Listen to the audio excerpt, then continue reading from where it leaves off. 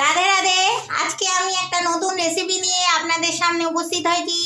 দেখুন কিভাবে আমি আজকে একটা সুস্বাদু রেসিপি তৈরি করে দেখাবো আপনাদেরকে।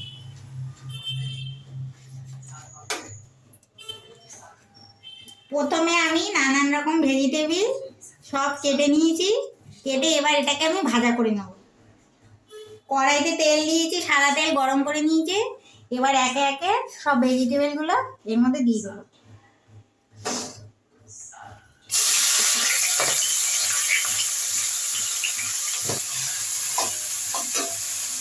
এর মধ্যে যা যা যা ভেজিটেবলগুলো আমি দিয়েছি সেগুলো আমি পরপর আপনাদের নাম বলছি, আপনারা লিখে নিন।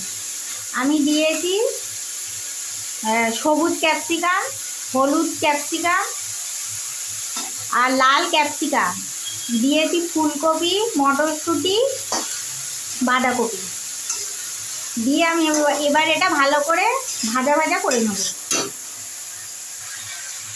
এর মধ্যে আমি এবার একটুখানি নুন দিয়ে দিলাম।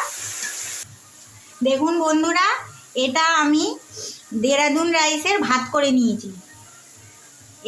এটার সঙ্গে এইটা যোগ হবে। এইটা 10 মিনিট আমি ভেজিটেবলগুলো ভালো করে দেখুন ভাজা করে নিয়েছি। এবার এর সাথে আমি যে আগে থেকে বানিয়ে রাখা দেরাদুন চালের ভাতটা সেটা মিশিয়ে দেব।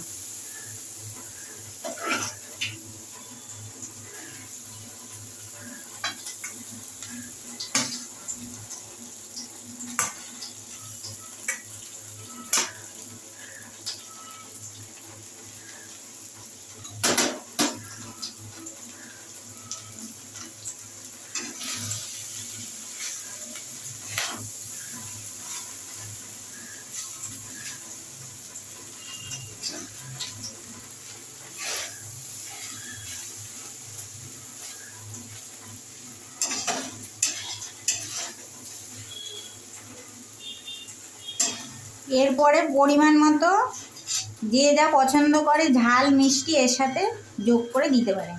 আমি যেহেতু ঝাল ঝাল পছন্দ করি সেই জন্য আমি ঝাল দিয়েছি। আপনারা যদি মিষ্টি পছন্দ করেন তাহলে একটু স্বাদ মতো চিনি এর সাথে মিশিয়ে দেবেন। আমি যেহেতু ঝাল পছন্দ করি তাই আমি লঙ্কা দিয়ে দিয়েছি। আমি কাঁচা লঙ্কা কুচি করে দিয়ে দিয়েছি স্বাদ মতো। এই রেসিপিটির নাম আমি দিয়েছি কালারফুল ম্যাজিক মশলা রাইস।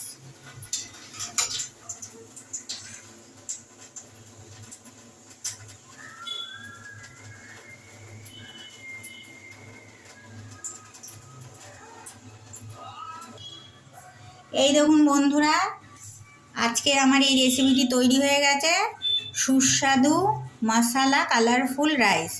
আমি এটা সাজিয়ে নিয়েছি সুন্দর করে। আর যেহেতু এটা নিরামিষ, এটা আপনারা গোবিন্দকে তুলসী পাতা দিয়ে ভোগও নিবেদন করতে পারবেন। আপনাদের এই ভিডিওটি পছন্দ হলে লাইক কমেন্ট শেয়ার করে দেবেন। রাধে রাধে।